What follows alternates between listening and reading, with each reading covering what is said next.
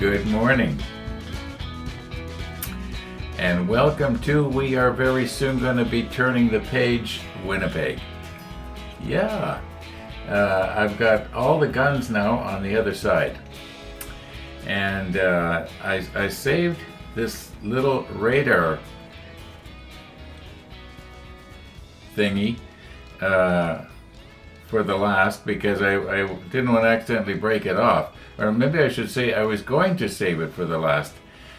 It was going to be one of the last things I put down. But I have since decided that if I put a safety thing on right here on the end, which I just did probably about an hour ago, I've been up for quite a while, I concluded that I could probably put it on now and just try and be really careful. At least that's the plan.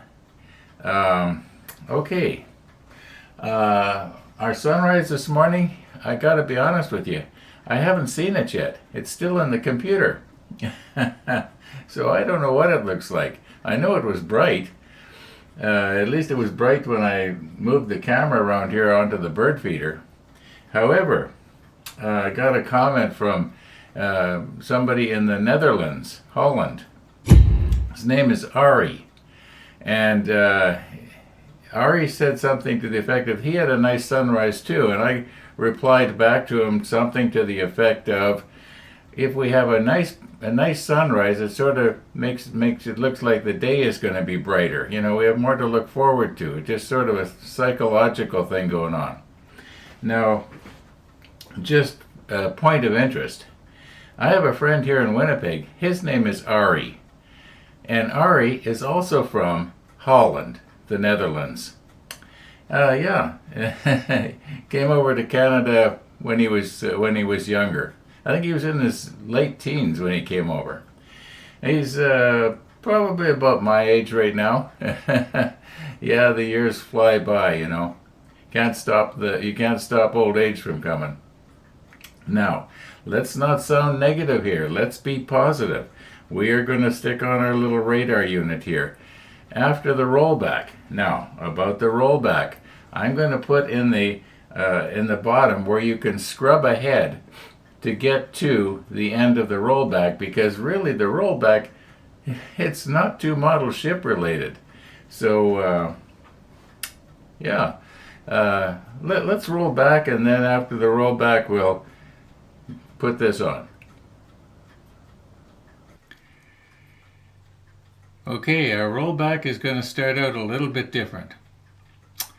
And here's what's happened. Very soon after I uploaded did the final edit in the last episode and was uploading it, Amazon delivered me a package. And this is it. And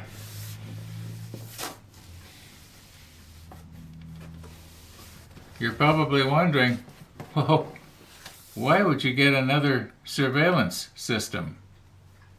Okay, I used to have a little camera. It was about the size of that lens right there, and it was a wireless IP camera that you could use on like for Wi-Fi, and it would also go over the internet. And what I used to do is I would set it up over there, pretty much exactly where the model ship case is, as a matter of fact, and I could look around the living room. Now there's just one, so I couldn't see around the house. But what I used to do is I think I first got it about 13 years ago, and then it really came into value when my wife developed Alzheimer's, and for the first year or so, I used to have it running when I was visiting my mother in Kelowna, and Kelowna from Winnipeg is approximately 1,000 miles or 1,600 kilometers as the crow flies in a straight line. But I could take my laptop and I could see inside the living room, and this little, just a cheap little thing, like a baby monitor sort of, only it had a pan and tilt head, and it would turn around and up and down, and anywhere here in the living room I could see. And it was kind of funny. At that time, we had a cat, and the cat would hear this thing moving, and it would come and get its little nose right up close to this thing, and it was watching it. And you'd be moving around, and all of a sudden you'd see this cat face. And my mother and I used to laugh. Yeah, I miss that cat. I miss the wife a lot more, I'll tell you. Anyway, as my wife's Alzheimer's got to the place where she couldn't be left alone, that's when I got a better system. Not the one I have right now, but better. And I had it all set up all over in the house, and the monitor was downstairs in my workshop. A lot of you know that. A lot of you that have been watching my episodes for years, you know I had this set up down in the workshop, and I could see all around the upstairs, anywhere. And the idea was that if Mary was to fall down or have any kind of problem, and the way I would know to look is because I wouldn't hear her walking around. As her Alzheimer's progressed, she walked a lot, almost constantly. And I would hear the floor squeaking, and I'd know she's okay. But if I didn't hear the floor squeaking, I'd check the monitor. And oh well, she's sitting in her chair watching TV. Okay, so after Mary went into the care home, she died 2 years after she went into the care home. But when she went into the care home, I took those cameras that I had, and there was 8 of them all around the upstairs here. And as I mentioned, there was no place she could fall down that I wouldn't see. And I took them, and instead of having them looking in the house, I had them looking out the windows. They were indoor cameras only. You couldn't put them outside. They weren't weatherproof. Anyway, back to my little camera. When my neighbor would go on holidays, we'd put this camera in his house, and I would keep an eye on his house. And he wants me to do that again this winter. So the little camera has crapped out. It gave up. Probably about, I'm guessing 2 years ago now, it gave out. And so I've got this, and the idea is we're going to put the cameras, well, it comes with 4. Hey, you wouldn't believe how cheap this is. It came from Amazon. You know, just go on Amazon yourself and you'll be able to find it. Yeah, so there's 4 of them, and he can stick them around in his house, and I'm going to try and rig it up so that he can access it from wherever he is on his vacation, on his holidays. That's the plan. It may not get to that because I was sort of perusing through the manual online there a little while ago, and it looks kind of complicated. You know, Amazon claimed, at least the write-up in Amazon says this is a plug-and-play system. In other words, I should be able to plug it all into everything, and then it'll work right away. But in order to go on the internet, you've got to start fooling around with IP numbers and all this kind of stuff that I'm not too familiar with. I might be able to figure it out, I might not. I might have to get my son to help me figure this out. Or we might never get it. But the main thing is that I can see inside his house. And what we used to do before with the other camera is we had a little thermometer sitting close, and I could look at the thermometer and I could tell if his furnace went out, because in the wintertime, and that's when he's planning on doing his vacationing, get away from this Winnipeg winter, I could tell right away if there was something wrong, because the thermometer would be constantly going down. And that can be a serious thing here in Winnipeg if your furnace goes out, because what happens is your plumbing will freeze and burst. That's not a good thing. So now I know that I was thinking that in my fridge right now, and also in my freezer I have a little freezer way in the back room. Some of you have seen it because I got a pizza out of it one time. Okay, there's a little transmitter in there, and there's also one in my fridge, and it goes to a little monitor that is on the wall by my computer. And I get a readout. It tells me how cold each one is. and the monitor can be set so it will beep if it goes past a preset setting. So if I could probably rig up something like that in the neighbor's house and it would work. But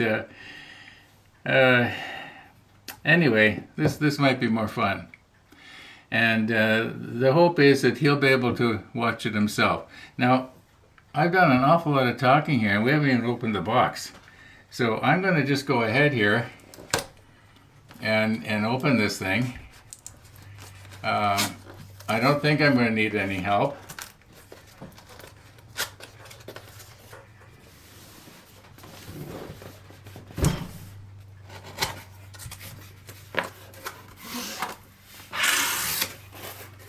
Warning.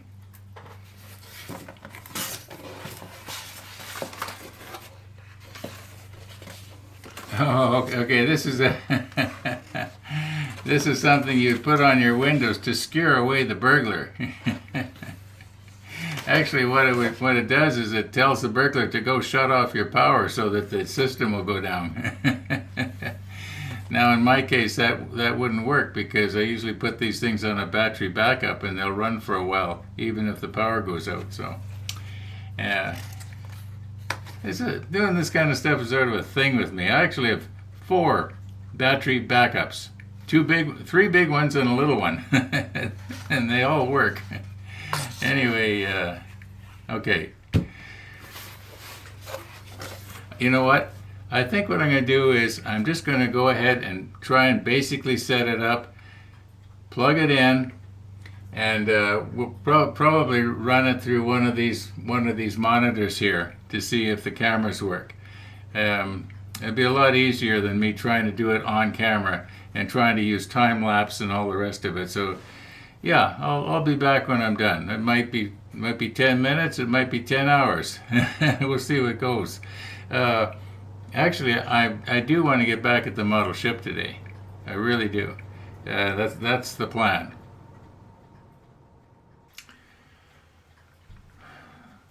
Okay, it works. I just have the cameras laying on the model table here, so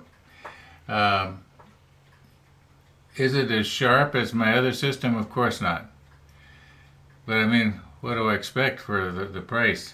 What I do like that it has that the other system doesn't have is a nice quiet recorder here. It's very quiet. I don't know if a fan kicks in later or if the technology is different. I don't know, but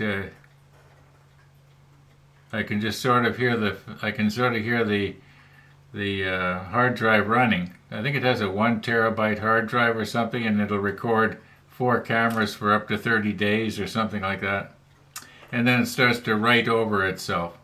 Now I don't know how to change anything. I'm going to have to check the manual on that.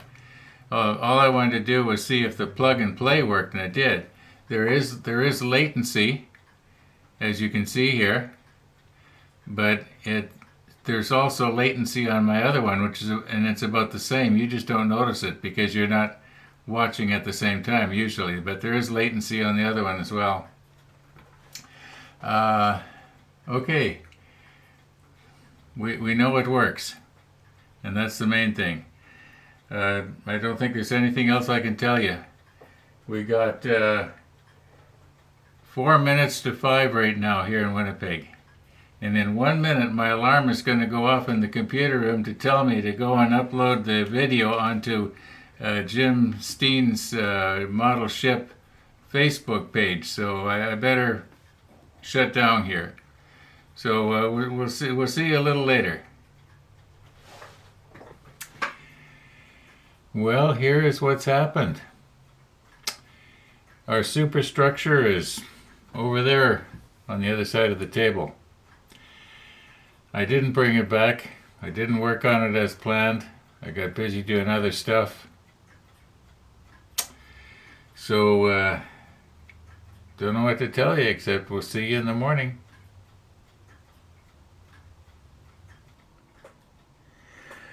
Well, it is morning. And we are going to try and see if we can get this very, very fragile and delicate little part mounted right there. And I'm thinking that maybe I'm going to remove this, and that way I can get in at just the right angle if I have to. And then we'll put it back on right away. And excuse my boarding house reach here.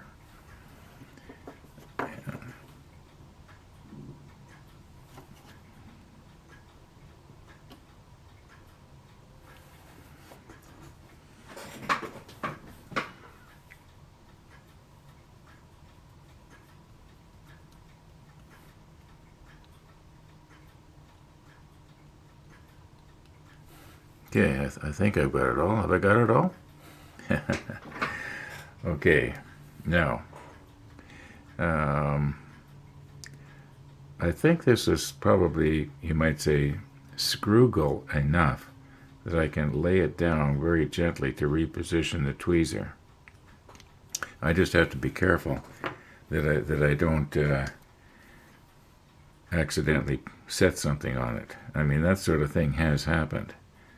But this little post that's in the back that is holding the antenna up, the idea is it is supposed to be bent a little bit so that the entire thing is a little bit, well, once we get it in place here, you'll see what I'm talking about. Maybe what I should do is reposition the camera here. Maybe I'll put the macro lens on, right? And then you'll be able to see the hole that it's going down into. So just bear with me here a moment. Now, I think this is going to fit, but it might not. And, oh, there I go with my gimpy finger again.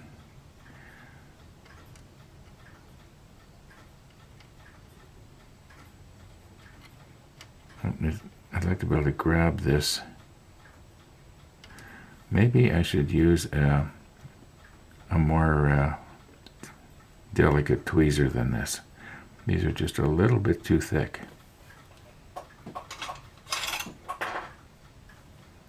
Now, using these ones, I risk accidentally scratching the paint off of the photo etch. But at least I can grab hold of it here. Just want to see if this is going to fit in the hole without enlarging it. I measured it a while ago, and I concluded that the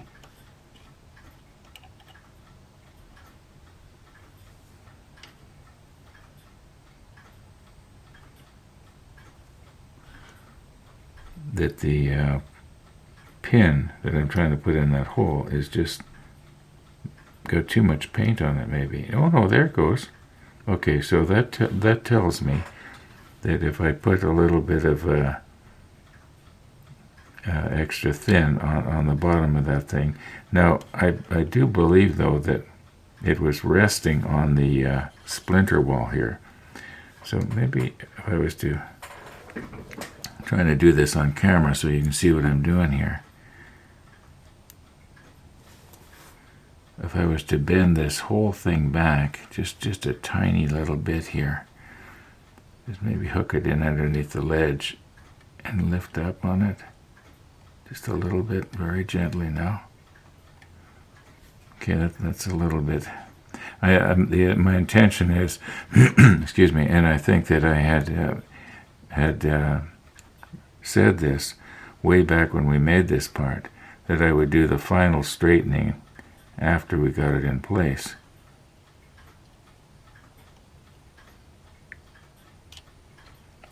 You know what? Let's drill that hole out, and then I don't need to fight with this.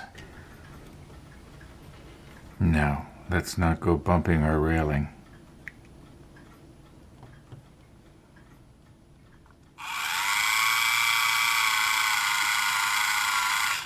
Oh, by the way, people will say, why don't you use a pin vise to do that?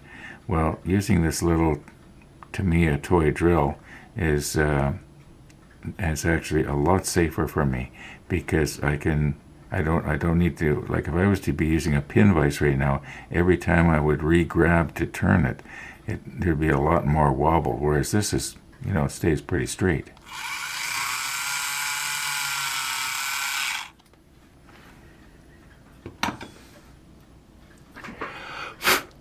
Whoops. Got to get rid of those little burrs out of there somehow.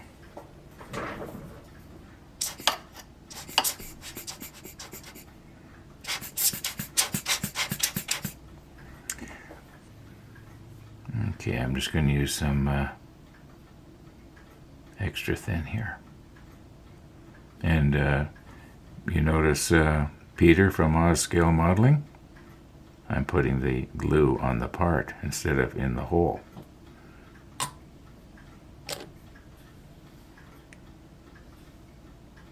Good suggestion, by the way. Not that I'd never done it before, but just a reminder that that's the best way to go. Okay.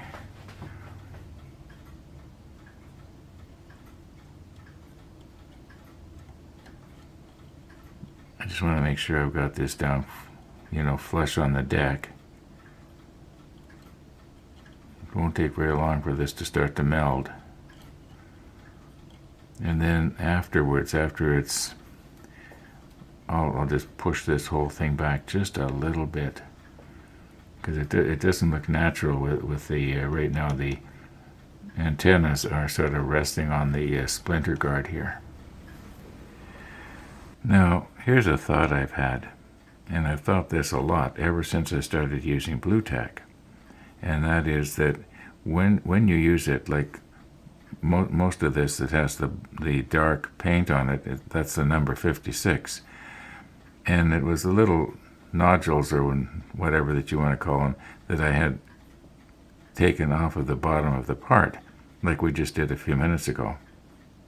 And I was thinking, why could a person not put this in some sort of a little cup and put it in the oven at, say, I'm guessing 250 degrees. Well, maybe that might be too hot. Try it at about 200 first and see if it would become molten so that you could sort of stir it up, if you know what I mean, and sort of get it all homogenized again. I think I can give that a try. Okay, this is one of those silicone bakeware things. I've never used it. I have a whole bunch of them. They came free with something else I bought. And I think, though, that before I put, the whole works in there and find out that it has somehow had a chemical reaction with the silicone and it you can't get it out of there, I think we better just take a little tiny bit here and let's just put it on the bottom, and we'll heat it up with the heat gun and see what happens.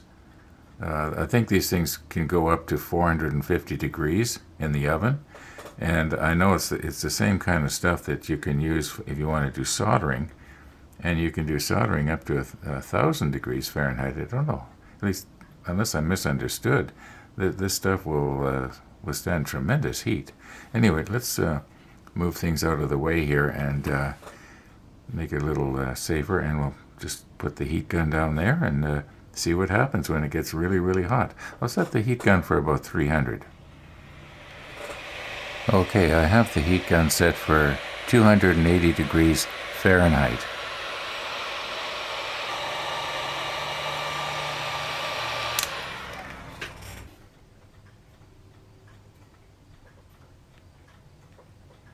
Well, it does not seem to want to stick to the silicone, and that was what I was kind of concerned about. But I think they were going to have to go hotter than 280 to get it to be, to get molten, if you know what I mean. Now, I don't know if heat actually affects that. It could be that this has to be, to get it to go molten, you have to dilute it down with something that is, I don't think this stuff is water soluble, but whatever is in it, whatever kind of chemical, at least that's what I'm thinking. So Yeah, it doesn't really seem to. Yeah, okay, I'm gonna heat up my oven to about 400, I guess. Maybe I should use the heat gun at 400. I'm just going to do this off camera and I'll let you know. Okay, I set my heat gun to 400 degrees and I left it on long enough that I was sure that this piece was probably, the same temperature as the air coming out of the heat gun. And I had the nozzle right down here so it wasn't picking up any other outside air. Nothing seemed to be happening, so I increased it to 500 degrees. And it does seem to have, it didn't liquefy though. And also, this is the first time I'm trying to move it, and you can see it is not sticking to the silicone. So, now I don't know if by heating it up that hot, if it has lost its ability to be sticky. That I don't know. It's probably still pretty warm here, so. Okay, enough messing around. Let's get back to the model. Okay, I'm guessing that probably half an hour or more has passed since we glued this piece down. And I think it's probably safe to push this back now and bend the support post. You can just see the supporting post coming up out of the plastic part. And I'm going to use my my rubber tweezers here.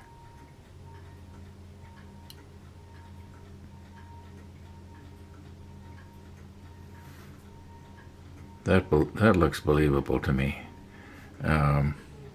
It also looks like it's fairly horizontal, unless maybe it's a little bit high on this far side. Okay, now let's not bend it.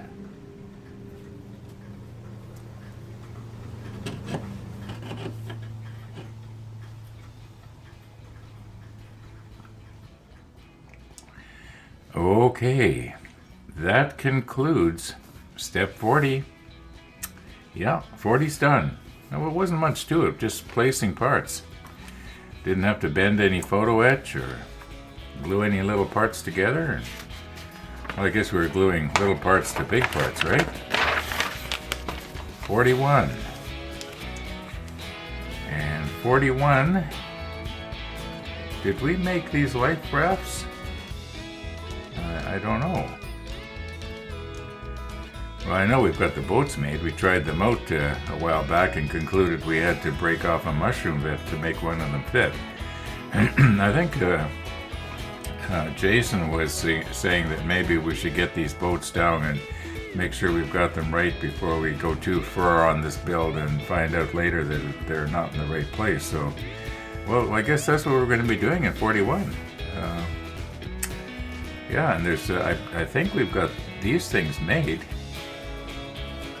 Some kind of storage lockers. Probably ammo lockers, going by where they're being situated, although not necessarily. It's hard to say what they were. I wasn't there, don't ask me. Anyway, we'll be dealing with that in the next episode. So thanks for watching, everybody. And all being well, we'll be seeing you tomorrow.